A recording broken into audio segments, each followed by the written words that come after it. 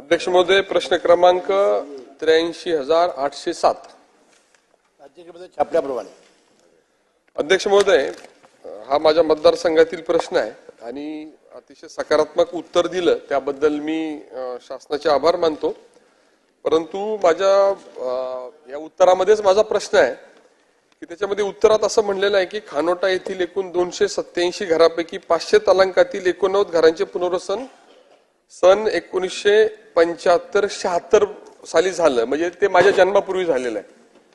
त्यानंतर दुसरा टप्पा जो झाला तो साधारणपणे 1994 साली 70 घरांचं पुनर्वसन झालेलं आहे आणि मागचे कित्येक वर्ष पाठपुरावा केल्यानंतर 128 घरांचं संपादन करण्यास्तव आवश्यक ती कारवाई करण्याबाबत जिल्हाधिकारी पुणे यांनी कार्यकारी अभियंता उजनी कालवा विभाग क्रमांक 8 यांना कळवली आहे असं म्हटलेलं आहे.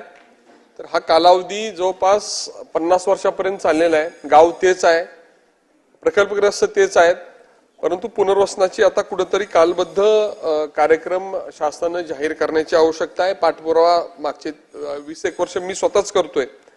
या संदर्भातले माझे 3 स्पेसिफिक प्रश्न आहेत. पहिला प्रश्न आहे की जे उत्तरात आपण सांगितलेलं आहे की या 128 घरांचं संपादन आवश्यक कारवाई करण्यासंदर्भातले आदेश मान्य जिल्हाधिकारी पुणे यांनी जलसंपदा विभागाला दिलेले आहेत. त्याचा कालबद्ध कार्यक्रम तुम्ही जाहीर करणार का आणि किती कालावधीमध्ये संपादन आपण करणार, हा माझा पहिला प्रश्न आहे. दुसरा माझा प्रश्न आहे की माझ्या मतदारसंघातील याच विभागाकडे असणारा एक प्रस्ताव जवळपास 3 वर्ष प्रलंबित आहे. जी गावठाणं या प्रकल्पग्रस्तांची आहेत त्यांच्या नागरी सुविधा संदर्भातले प्रस्ताव, खरं तर ते 1975-76 पूर्वीचा प्रकल्प असल्यामुळे आतापर्यंत व्हायला पाहिजे होतं, झालेलं नाही. आम्ही पाठपुरावा करतोय. मागचे जवळपास 3 वर्ष आपल्याकडे पुनर्वसन गावठाणातील निधी मिळण्यासंदर्भातला प्रस्ताव प्रलंबित आहे. त्याला निधी उपलब्ध आहे, परंतु आपल्या लाल फितीच्या कारभारामध्ये तो अडकलेला आहे. या नागरी गावठाणातील नागरी सुविधांचा प्रस्ताव हा तुम्ही कधीपर्यंत मंजूर करणार, हा माझा दुसरा प्रश्न आहे. आणि माझा शेवटचा प्रश्न याच पुनर्वसनच्या सर्व प्रकल्पग्रस्तांसंदर्भातला आहे. त्यांच्या जमिनीवरचे जे काही शेरे आहेत, जे काही वर्ग 2चे शेरे कमी करण्यासंदर्भातली कार्यवाही करण्यासंदर्भातले आदेश शासनाने दिलेले आहेत, परंतु अजूनही त्यांचे जे काही वर्ग 2चे शेरे आहेत ते कमी झालेले नाही. ते आपण कधीपर्यंत पूर्ण करणार, हा माझा तिसरा प्रश्न आहे. अध्यक्ष महोदय, सन्मान्य सदस्यांनी सांगितले खरं आहे. कारण अनेक दिवसापासून उजनी धरणाच्या या खानोटा या गावातील त्यांचं जे पुनर्वसन आहे ते अपूर्ण राहिलेलं आहे. त्याच्यामध्ये उजनी धरणाची जी हाय फ्लड लेवलची जी म्हणजे 497 वर्षाची उंची आहे त्याच्या लाईनच्या वरती येणाऱ्या लोकवस्तीचं पुनर्वसन आपण करतो. म्हणजे जवळजवळ 498 तलाकापर्यंतच्या घराचं करणं हे अपेक्षित आहे. सन्मानित सदस्यांनी सांगितल्याप्रमाणे आता 128 घरांना ओलावा येत असल्यामुळं आणि तिथं नागरी सुविधा अनुज्ञेय नसल्यामुळं अनेक दिवस ते काम रखडलेलं होतं. त्यांनी सांगितल्याप्रमाणे आता जवळजवळ 50 वर्ष झाली अजूनही हे पुनर्वसन पूर्ण झालं नाही.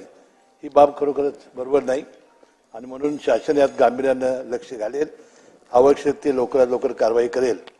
आणि खानोट्याच्या बाबतीत यापूर्वी 500 तलाकाच्या घराचं 75-76 मध्ये पुनर्वसन केलेलं होतं.